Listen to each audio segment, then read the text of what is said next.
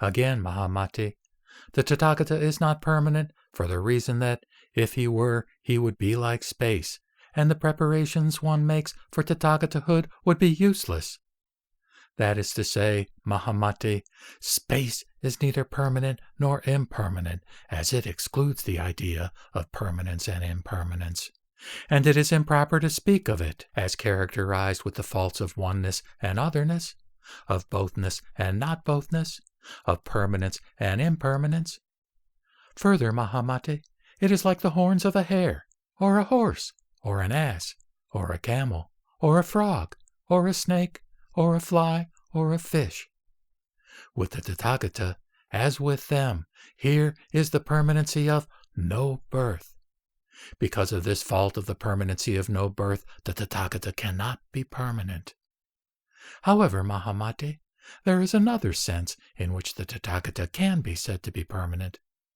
How?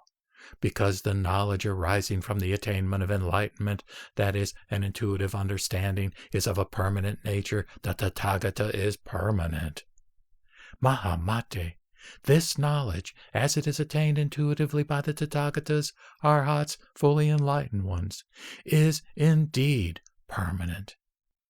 Whether the Tathagatas are born or not, this dharmata, which is the regulative and sustaining principle to be discoverable in the enlightenment of all the Shravakas, Pratyeka Buddhas, and philosophers, abides.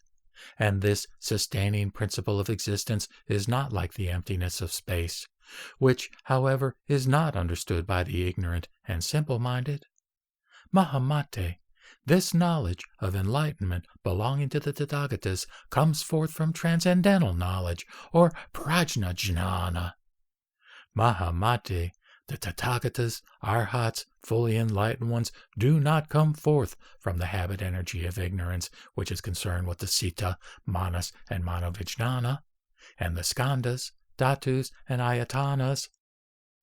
The triple world originates from the discriminating of unrealities, but the Tathagatas do not originate from the discriminating of unrealities.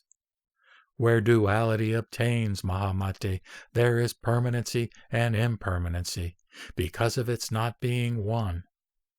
Mahamati, the truth of absolute solitude is, indeed, non-dualistic, because all things are characterized with non-duality and no birth. For this reason, Mahamati, the Tathagatas, arhats, fully enlightened ones, are neither permanent nor impermanent. Mahamate, as long as there is word discrimination, there follows the faulty notion of permanency and impermanency. The destruction of the notion of permanency and impermanency, as held by the ignorant Mahamate, comes from the getting rid of the knowledge that is based on discrimination, and not from the getting rid of the knowledge that is based on the insight of solitude. So it is said. By keeping away permanency and impermanency, and yet by keeping permanency and impermanency in sight, those who always see the Buddhas will not expose themselves to the power of the philosophical doctrines. When permanency and impermanency are adhered to, all the accumulation one makes for the attainment of reality will be of no avail. By destroying the knowledge that is based on discrimination, the idea of permanency and impermanency is kept back. As soon as an assertion is made, all is in confusion. When it is understood that there is nothing in the world but what is seen of the mind itself, disputes never arise.